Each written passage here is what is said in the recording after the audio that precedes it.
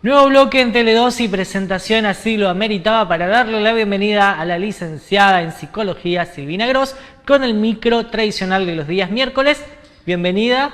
Bienvenido. ¿Cómo le va? Muy bien. Muchas gracias, Feliz, es un honor para usted estar compartiendo. Es un honor para mí compartir y ser entrevistada por vos. Por supuesto. Realmente, aparte te veo tan feliz de recibirme a mí acá.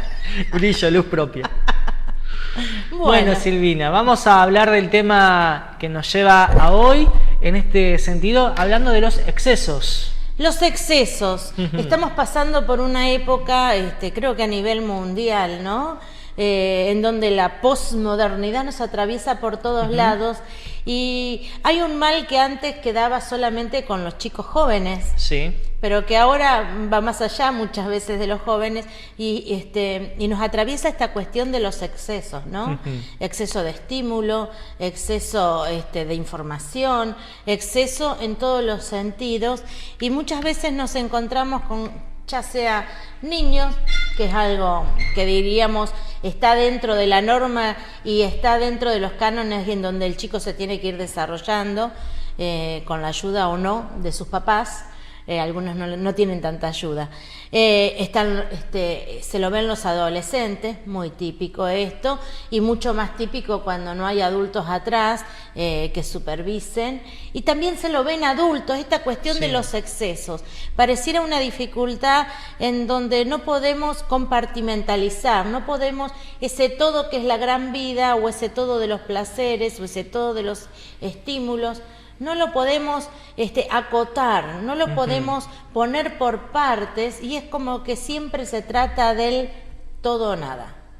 Ahora, esto tiene consecuencias para la persona, tanto en lo físico como en lo psíquico como en lo social, ¿no?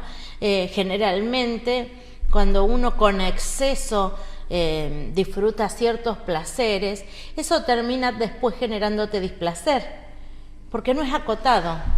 Sí. ¿No?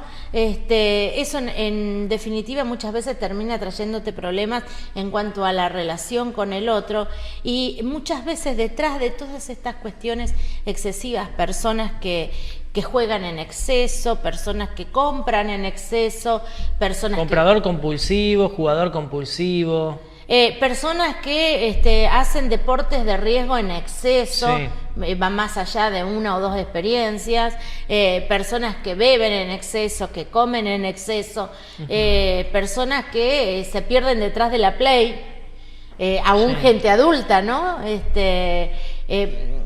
Personas que se pierden detrás del celular, ¿no? Hay personas que no pueden en ningún momento correr su vista del celular y están conectados 100%. Como el camarógrafo que en este momento se... No, porque estábamos hablando y se sintió aludido porque estaba con el celular y lo soltó inmediatamente. Claro, y lo tiró al piso. Bueno. No, era para después comentarte lo que dicen los espectadores. Ah, bueno, muchísimas gracias. Él siempre atento. No, porque siempre uno hace referencia a lo que ocurre acá en el contexto porque somos humanos también nosotros. Totalmente. Por supuesto. Y tienen un límite, no es todo un exceso acá. Pero bueno, muchas veces lo que uno ve en esto de los excesos es que en el fondo la gente está como muy angustiada, muy estresada y evade y evita todo, anestesiándose con excesos, anestesiándose con esta moda del consumismo actual, ¿no? Anestesiándose, tomando bebida y si en otro momento estaría más relajado y con más satisfacción propia, seguramente tomaría un poquito. Bueno, ahora como está angustiado, hasta que la botella no termina de tomar, ¿no? Diferentes tipos de situaciones que en realidad nos hablan y después de la angustia. Consecuencia, porque la angustia se canaliza por eso. Uno cuando dice, bueno, tengo angustia oral, me pasa algo, vas y abrís la heladera, te comes todo, vas a pasar por un kiosco y te compras 3 o 4 chocolates. La situación, el estrés cotidiano que se genera, no solamente en lo laboral, sino en la calle, en la propia casa, con diferentes realidades, y eso lo llevamos a un montón de cosas, y cuando termina el día uno termina explotado. Sí, y en realidad, digamos, al tapar esa angustia con este consumismo, con estas cosas excesivas, uno termina siempre estando en un círculo en el cual no va a salir, ¿no? ¿Por qué? Porque uno termina nunca dándose cuenta o registrando qué es lo que en realidad me angustia. Muchas veces hay que poder soportar la angustia para poder entrar a ponerla en palabras, entrar a jugar la angustia, para poder descubrir en realidad qué es lo que me angustia. Si vos no descubrís lo que te angustia, no vas a poder hacer los cambios, porque a veces hay cosas que nos angustian que no las podemos modificar. Eso exactamente, porque hay cosas que, por más que uno tenga toda la gana y la intención de modificar, hay cosas que, de acuerdo al contexto donde uno esté participando, no la podés cambiar. No. Y hay angustias que sí las podemos modificar, que a veces con simples cosas diferentes o con simples decisiones las podemos modificar. Pero volviendo a esto de las angustias que vos decís que no las podemos modificar, generalmente de lo que se trata es de poder empezar a ver esa situación, ya que no la puedo modificar yo y no la puedo controlar, empezar a hacer ese trabajo para poder ubicarme en un lugar diferente, para que no me atraviese de la manera que me atraviesa tan angustiosa, ¿no? Para que yo no sienta que no tengo caminos, que no tengo salida, que no hay solución. Y muchas veces en este juego de analizar las angustias y en este juego de empezar a poner palabra al malestar, uno puede empezar a encontrar caminos alternativos o caminos más saludables para hacer que no sean los excesos. Porque en definitiva los excesos siempre son mecanismos autodestructivos. Sí. Donde uno termina corriendo mucho riesgo y donde uno siempre de alguna manera termina dañado. Cuando menos o cuanto más, muchas veces ya no termina para contar el cuento, ¿no? Entonces, qué importante es, pero esto se va construyendo también, Ricardo, en la propia historia y en el propio crecimiento, ¿no? Yo a veces hago mención yo trabajo a veces con familias y hago mención a veces en esta cuestión de los chicos, ¿no? Viste que los padres a veces no soportan su propia historia en donde tuvieron tantas limitaciones en su vida. Entonces le permiten absolutamente todo a ese chico y nunca hay un no. Quiere todo, todo se le da. Entonces uno lo único que está generando cuando no le puede decir un no, cuando no puede empezar a dar por parte, a tener un marco, a acotar esa demanda tan absoluta de los chicos y no puede limitar esto, generalmente uno no le enseña con las situaciones de la vida a poder hacer frente a los no, a las insatisfacciones, a las frustraciones. Ese chico va a llegar a grande y no va a soportar las frustraciones de la vida que tal vez a otro le generen, digamos, cierto malestar, pero que termine buscando una solución, modificando alguna cuestión o generando algo más creativo.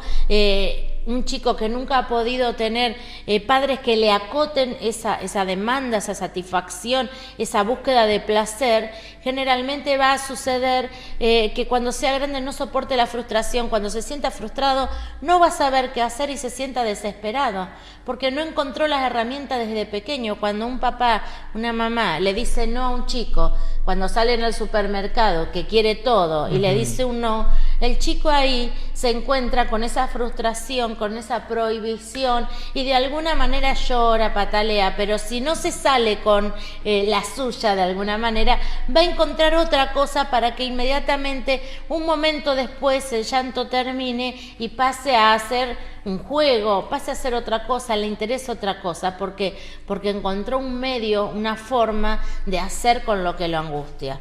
Ahora, si no hay un no, y ese chico siempre está acostumbrado a encontrarse con todo, obviamente que no va a ir aprendiendo las herramientas que le van a ayudar tanto en la vida, ¿no? Y después va a necesitar muchas veces, hay diferentes consecuencias, pero una de las consecuencias es anestesiarse con cuestiones excesivas, con consumismo, con pastillas, con bebida, con compras, con juegos, con excesivas cosas, ¿no? Para adormecerse. Y esto termina generando una dificultad en la relación con el otro, termina generando mucha insatisfacción y un adormecimiento a las propias necesidades, ¿no? Uno termina no dándose cuenta ni siquiera lo que quiere y hay una insatisfacción permanente, la angustia en vez de poder tramitarse de otra manera termina como tomando posesión de todo y muchas veces en el fondo terminan con depresiones o situaciones de muchísimo sufrimiento psíquico. Sí, es un tema para abordar de diferentes maneras. Seguramente mucha gente lo afronta de acuerdo a la circunstancia que está viviendo, teniendo en cuenta hoy en día todo lo que viene pasando en la sociedad, que es consecuencia de esto, la falta de control, del límite, la falta de educación, y lo mencionabas, el tema del niño pequeño, la educación en la casa, decir esto sí, esto no, el comportamiento, es como que todo está permitido y después nos lamentamos con los resultados.